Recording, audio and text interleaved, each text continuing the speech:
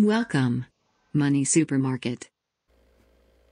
돈 파는 가게 단골이 되시면 매일매일 신선한 돈 되는 정보가 배달됩니다.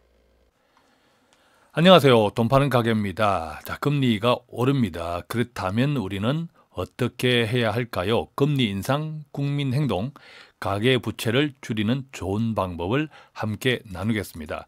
자, 지난번에 우리는 금리 인상이 단지 주택담보대출만의 문제가 아니다라고 이야기했습니다. 금리 인상이 두려운 또 다른 이유인데요.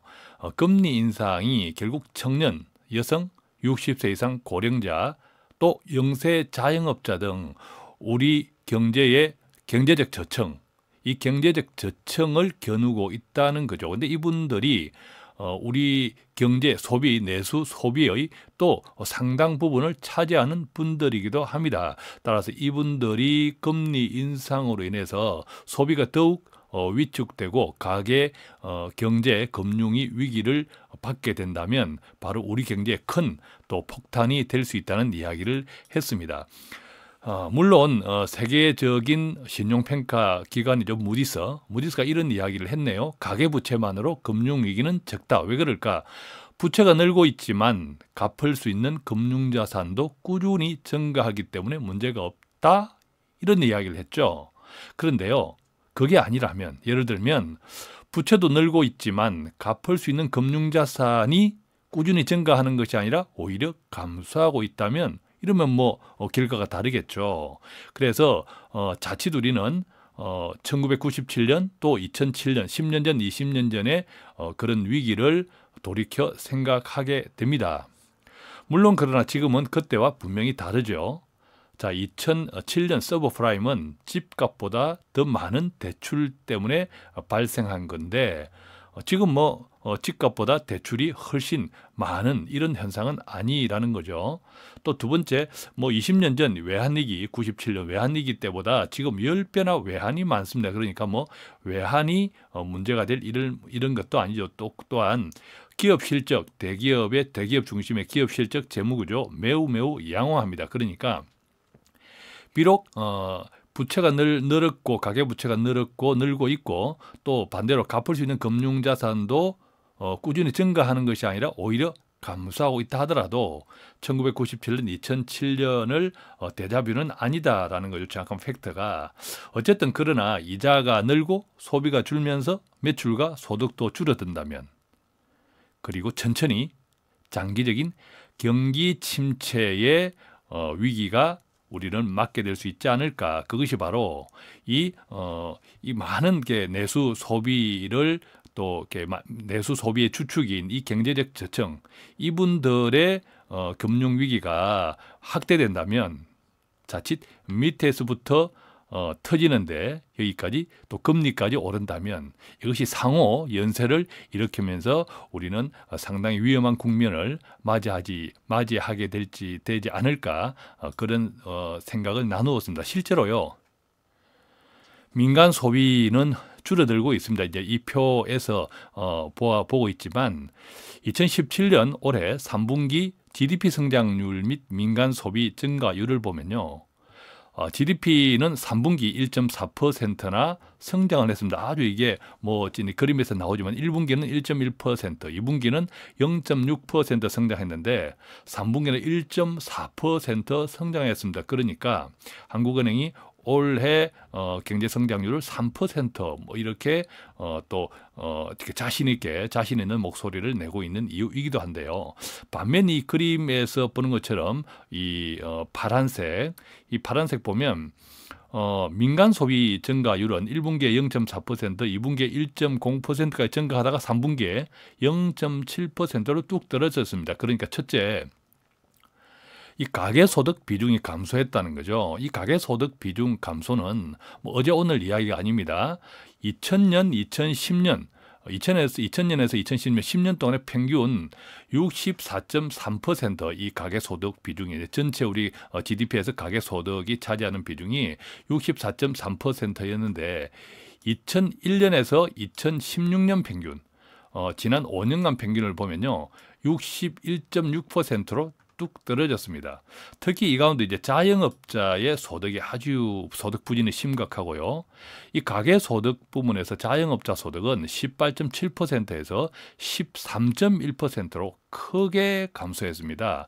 반면에 이 기업 소득은 21.6%에서 25%로 대폭 증가했네요. 그러니까 우리가 GDP가 성장하고 있지만 이 GDP 성장의 과실을 개인보다는 기업, 자영업자보다는 기업들이 또 아무래도 뭐 대기업 중심이겠죠. 훨씬 많이 누리고 있기 때문에 지속적으로 가계 소득이 감소되고 있다라는 겁니다. 가계 소득이 감소되니까 민간 소비가 당연히 줄어들겠죠. 두 번째 이제 보면 그 결과로 가계 가처분 소득이 감소합니다. 즉 가처분 소득은 뭡니까? 우리가 지출할 수 있는 소비에 쓸 수 있는 소득이 줄어들고 있다는 거죠. 가계 소득이 줄어드니까 뭐 답이 없잖아요. 그죠? 쓸 돈도 줄어든다는 거죠. 2000년 보면 2000년도에 80.6%였던 것이 가처분 소득. 지금 현재 2016년 지난해는 71%로 뚝 떨어졌습니다. 특히요, 주목해야 할 것은 30대 이하 청장년층, 뭐 지난번 시간에 함께 나누었죠. 그 다음에 또 중간 소득층의 평균 소비 성향이 다른 계층에 비해서 크게 하락했다는 현대경제연구원의 보고가 있습니다.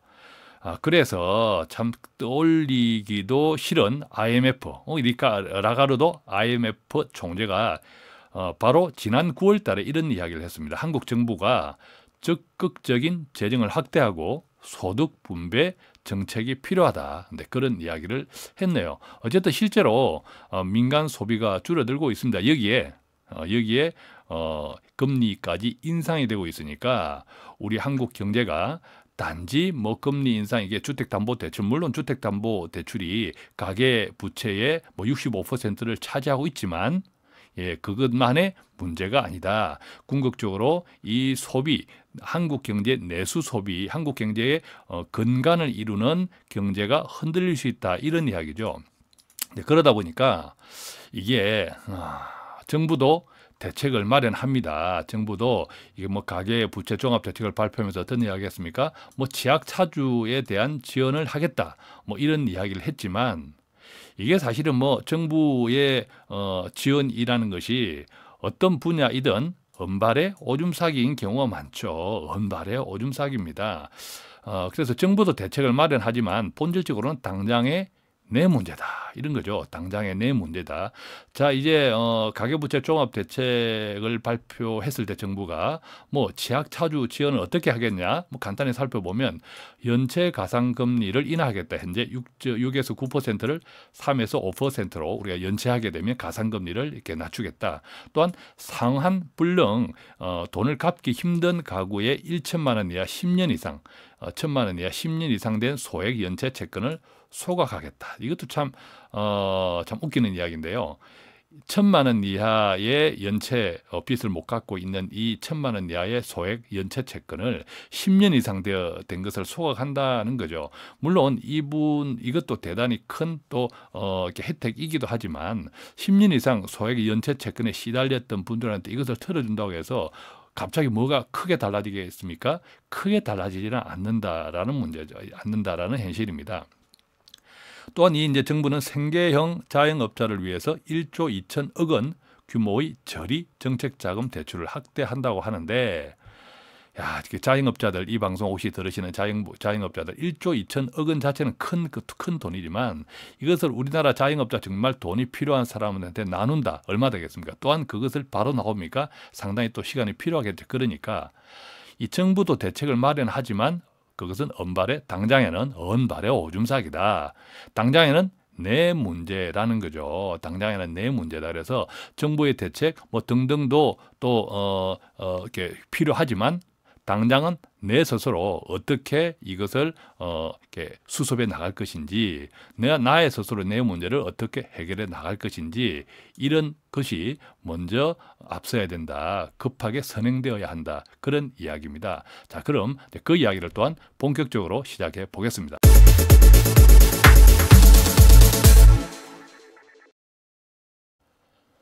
자, 금리 인상 국민 행동 첫 번째 대상자는 과다 대출자입니다. 뭐 말해 무엇 하겠습니까? 대출이 많다는 거죠. 대출이 많다 어떤 정도로 내가 갚을 수 있는 소득이나 가지고 있는 재산보다 많다라는 거죠. 뭐 이것은 그냥 과분수이지 않습니까? 당연히 이제 적극적으로 이렇게 전략, 상환 전략이나 어떤 방법을 모색해야겠죠. 자, 금리 인상 국민 행동 첫 번째 대상 과다 대출자, 이제 구조조정 또 부채 상환, 금리 갈아타기 등등의 방법을 나누어 보겠습니다. 자, 첫 번째는요. 적극적인 구조 조정이 필요합니다. 개인 가정의 구조 조정이죠. 적극적인 구조 조정, 이게 적극적인 구조 조정이라고 하는 것은 기업도 마찬가지예요. 보통 이제 기업들이 구조 조정을 할 때 뭐부터 합니까? 자산 매각부터 합니다. 마찬가지라는 거죠. 개인 역시도 팔 수 있는 자산을 적극적으로 처분하셔야 돼요. 산 가격보다 훨씬 중고 가격으로 팔면 싼데 손해인데 그거 지금 생각할 때가 아니라는 거죠. 그것 예를 들면 그 골프채가 있다든지 또 자동차가 있다든지 그것이 팔아서 돈이 된다면 어떻게 하겠습니까? 파산보다는 파는 게 낫겠죠. 그래서 가능하면 팔 수 있는 자산을 적극적으로 처분하자. 두 번째는 주거 공간 축소입니다. 이것 또한 이제 팔 수 있는 자산을 적극적으로 처분하자는 것과 연관이 되는데요. 지금 만약에 사실은 이제 주거 공간이 지나치게 넓다. 특히 어떤 갚을 수 있는 부채 채무에 비해서 또 지나치게 넓다 하면 이것은 냉정하게 이야기하면 내가 돈을 깔고 앉아 있는 거거든요. 그것도 갚을 수 없는 빚을 깔고 앉아 있다는 거죠. 그렇기 때문에 이 주거 공간 축소, 넓은 아파트, 넓은 평형, 넓은 집이라면 조금 줄이는, 더 줄이는 거죠. 우리가 고통을 서로 다 가족 모두가 같이 감내해야겠죠. 그래서 주거 공간 축소를 하면 조금 더 이게 여유 있는 지금에 비해서 조금 이제 한숨을 돌릴 수 있는 여지가 되지 않을까. 왜냐하면 주거 공간에 들어가는 비용들이 많으니까. 그래서 부채를 감소하고 또한 주거 공간을 축소하면 어떤 현상이 생깁니까? 고정비 감소가 있는 거죠. 이 적극적인 구조조정 안에 주거 공간 축소가 이렇게 포함되는데요. 우리가 팔 수 있는 자산을 처분한다는 것은 정말 짐 정리, 내 집안에 있는 쓸데없는 사용하지 않는 짐을 정리하는 것. 그것이 설령 돈을 받지 못한다 하더라도 또 필요한 다른 이웃에게 나누어 주세요. 예, 그렇게 하면 집안에 뭐가 생깁니까? 공간이 생기는 거예요. 공간이 넓어집니다. 좁은 공간도 넓게 쓸 수 있다는 거죠. 또 세 번째는요. 월간 지출 예산을 수립하셔야 돼요. 대부분 많은 가정들을 보면 지출 예산을 수립하지 않고 지출하는 경우가 많습니다. 한 달 쓸 돈을 미리 정하고 쓰는 가정, 이 방송을 들으시는 분 가운데서 있다 없다 손들어 보십시오. 별로 많이 없을 거예요. 자, 이 한 달 지출 예산을 우리가 수립하지 못한다는 것은 한 달에 우리가 얼마를 썼는지도 알 수 없다는 거죠. 얼마를 사용했는지도 결산도 못하는 거죠. 결산을 못하는 가정이 의외로 참 많다. 우리가 한 달 월간 지출 예산을 수립하지 못하고 심지어 한 달 쓴 돈도 제대로 결산하고 있지 못하는, 그래서 대체로 보면 한 달 소득의 한 10% 정도, 한 300만 원 같으면 30만 원, 500만 원 같으면 한 50만 원 정도가 이 미박 지출이 나와요. 무엇입니까? 돈은 분명히 줄어들었는데 어디다 쓴 줄 모르는 미박 지출이 대체로 사람들을 만나보면 자기 소득의 한 10%, 5%에서 10% 정도가 있어요. 그것이 바로 결산을 못하고 있는 우리 민족, 또 월간 지출 예산을 수립하고 있지 못하는 우리 민족 때문인데, 주요 원인은 신용카드입니다.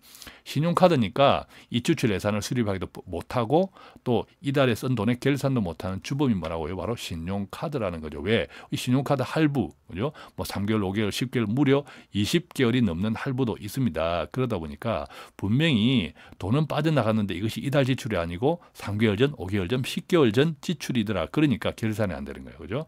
그래서 지금부터라도 신용카드를 없애고 월간 지출 예산을 우리가 이달에 100만 원을 쓰겠다, 50만 원을 쓰겠다, 200만 원을 쓰겠다, 반드시 지출 예산을 수립하고 그 지출 예산을 수립한 금액만큼 지출 통장 분리를 하셔서 지출 통장에 넣고 그 범위 내에서 쓰고, 없으면 굶어야 된다, 이런 이야기입니다. 가장 중요한 것은요, 이 가족 간 부채 상황이 공유돼야 돼요. 특히 이 성인 자녀를 둔 부모님들이 빚이 많아요. 이자가 많아요. 그런데도 자녀들이 이 상황을 모릅니다. 애들이 알면 걱정할까 봐. 그죠? 또 뭐 공부하는 학생들이 있습니다. 뭐 중고등학생, 대학생, 제 애들이 알면 공부에 지장을 줄까 봐. 야, 그러다가 집에서 쫓겨나가면 어떻게 합니까? 그러다가 갑자기 집에 누군가가 와서 돈 내놔라 하면 어떻게 합니까? 그죠? 그때는 더 골치 아픈 일이 생기지 않을까요? 그렇기 때문에 이 용돈을 정도, 이렇게 만 원짜리, 천 원짜리, 만 원짜리를 구분할 수 있는 정도 나이가 되면 이 가족 간 부모의 상황, 부모의 재산 상황, 특히 부채 상황을 공유해서 우리가 어떻게 줄여야 하는지, 어떤 지출을 하지 말아야 되는지, 반드시 꼭 필요하다고, 너는 필요하다고 생각하지만 우리 현실상 하지 못하는 것들을 가족 간에 잘 공유하고 합의를 해야 합니다. 그래서 이 가족 간 부채 상황이 공유되어야만 앞에서 이야기했던 적극적인 구조조정, 주거공간 축소, 월간 지출 예산 수립, 한 달 월간 또 지출 결산을 할 수 있게 된다는 거죠. 첫 번째, 그래서 반드시 구조조정을 하셔야 된다. 이것을 꼭 기억하시고 실천하실 수 있으면 좋겠습니다. 두 번째는 당연히 부채 상환이죠. 부채 상환인데 부채를 상환할 수 있는 여력이 됨에도 불구하고 갚지 않는 사람들이 있습니다. 왜 그러냐 하면요, 주로 이제 큰 부채에 집중하다 보니까 그래요. 예를 들면 내 부채가 1억 원이 있단 말이에요. 근데 여윳돈은 1,000만 원이 있어. 그러니까 1,000만 원 가지고 1억을 못 갚죠. 아예 갚을 생각을 하지 않는 거죠. 그러다 보니까 빚은 계속 늘어납니다. 그래서 생각을 바꾸셔야 돼요. 물론 뭐 큰 부채밖에 없는 사람은 어쩔 수 없지만 여러 가지 부채가 있다면 대체로 이제 뭐 부채가 뭐 담보대출, 가계 뭐 주택담보대출도 있지만 또 신용부채도 있을 수 있거든요. 신용대출. 그래서 큰 부채보다는 먼저 적은 부채부터 갚으세요. 그래서 부채 리스트를 먼저 정리하시고 그 부채 리스트에서 적은 부채, 내가 지금 여윳돈으로 갚을 수 있는 돈 적은 부채부터 갚기 시작하시면 이제 부채 상환에 대한 자신감이 증가합니다. 왜? 부채를 이렇게 갚아 나가고 있다는 것이 확인이 되니까 이 부채 상환의 자신감이 증가되면서 부채를 갚는 재미가 생긴다는 거죠. 돈을 불리는 재미뿐만 아니라 빚이 많은 가구의 경우는 부채가 줄어드는 재미도 있습니다. 그러니까 큰 부채보다 만약에 작은 소액 부채들이 있다면 그것부터 갚아 나가시기 바랍니다. 그러니까 이자가 많은 부채가 아니라 먼저 적은 부채, 이자가 적더라도 적은 금액의 부채부터 갚아라, 이런 이야기입니다. 두 번째는요, 장기보다는 단기부터 갚자라는 거죠. 왜? 단기 부채가 오히려 이자가 많은 경우가 많거든요. 예를 들면 현금 서비스라든지 뭐 카드, 리볼빙 이런 것들이 단기 부채지 않습니까? 그러니까 장기보다는 단기 부채가 또한 소액이에요. 아무래도 장기 부채는 좀 금액이 고액이고, 그러니까 이 적은 부채부터 갚는다 하는 것은 단기 부채부터 갚을 확률이 높다라는 거죠. 세 번째는 저금리보다 고금리부터 갚아야 된다는 거죠. 근데 이것을 잘 기억하셔야 되는 것이 아무리 고금리라도 저금리라도 적은 부채부터 갚으시고 단기부터 갚으시면 부채 상환 자신감 증가, 현금 부채 상환에 대한 자신감이 증가한다는 거죠. 근데 그렇게 난 다음에 같은 조건이라면 고금리부터 갚아야겠죠. 고금리 주로 제2금융권, 기타 금융권들이 많죠. 뭐 카드, 캐피탈, 저축은행 이런 등등. 그래서 부채 상환의 순서와 방법, 요령을 기억하시면 부채를 상환하는데 또 많은 도움이 되지 않을까 생각합니다. 자, 금리 갈아타기도 중요하죠. 금리 갈아타기, 그러니까 대한대출, 금리가 오르니까 낮은 금리를 갈아탈 수 있다면, 그래서 대한대출, 뭐 금리 체인지, 예를 들면 뭐 지금 주택담보대출 같으면은 고정금리, 변동금리 이런 금리 체인지를 한번 고민하시고, 이것은 이따가 조금 더 다시 이야기하겠습니다. 또 뭐 정부 지원하는 햇살론 이런 등등이 있죠. 이것을 대한대출 방법을 각각의 금융기관을 통해서 적극적으로 알아보시고, P2P 대출이라고도 있습니다. P2P 대출 한번 뭐 검색, 네이버나 이런 뭐 구글 같은 데 검색해 보시면 P2P 대출은 금융기관의 은행이나 이런 금융기관의 돈을 빌리는 것이 아니라 어디죠? 그렇습니다. 개인과 개인 간에 개인 간의 대출입니다. 그래서 이 P2P 대출하는 업체들이 많거든요. 뭐 주로 이제 신용 대출을 많이 또 알선해주는, 그러니까 연결시켜주는 P2P 대출 업체는 뭐 8% 이런 데도 있고요. 등등 이제 확인해 보시면 이 P2P 대출을 통해서 이렇게 상환 능력, 내가 돈을 빌리려는 내가 나의 상환 능력을 다른 사람들이 인정이 되면 한 8%에서 한 12%로 P2P 대출을 또 신청할 수 있습니다. 이 부분도 좀 확인해 보시고.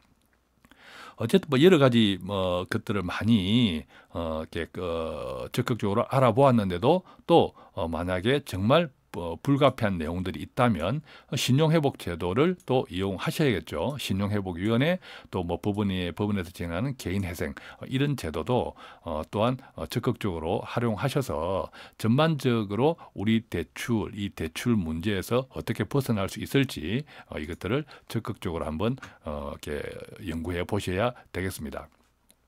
금리 인상 국민행동, 이번에는 주택담보대출과 관련된 것인데요. 이것은 너무 길어지니까 잘라서 또 다음 방송으로 연결시키도록 하겠습니다. 주택담보대출은 지금 주택담보대출을 가지고 있는 분, 또 연장해야 되는 분들도 있고, 또 이제 갭 투자나 또 실수요자, 금리 체인지 등등 새롭게 어떤 집을 살려고 하는 분들, 또 주택담보대출은 어떻게 또 관계되어 연결되어 있는지 함께 등등을 살펴보도록 하겠고요. 이것들은 어쨌든 너무 길어지니까 잘라서 다음 방송으로 연결시키도록 하겠습니다. 자, 채널 고정, 방송 예고, 돈 읽어주는 여자, 새로운 프로그램을 안내해 드리겠습니다. 11월 8일 이번 주 수요일이죠. 오후 2시부터 돈 파는 가게에서 라이브로 돈 읽어주는 여자라는 프로그램을 론칭합니다. 오후 2시 시간 되시는 분 라이브로 이제 바로 생중계죠. 생중계로 진행되니까 시간 되시는 분들 꼭 참여해 주시면 대단히 감사하겠습니다. 이 돈 읽어주는 여자는 좋은 책을 함께 나누면서 덤으로 돈 되는 정보까지 함께 공유하는 일석이조 프로그램입니다. 자, 신선한 정보가 매일매일 돈 파는 가게. 이 방송 들으시고 궁금한 내용이나 기타 도움받기 원하시는 분들이 계시다면 전화 02-536-0153 또는 카카오톡 플러스 친구 돈 파는 가게로 와주시면 되겠습니다. 고맙습니다.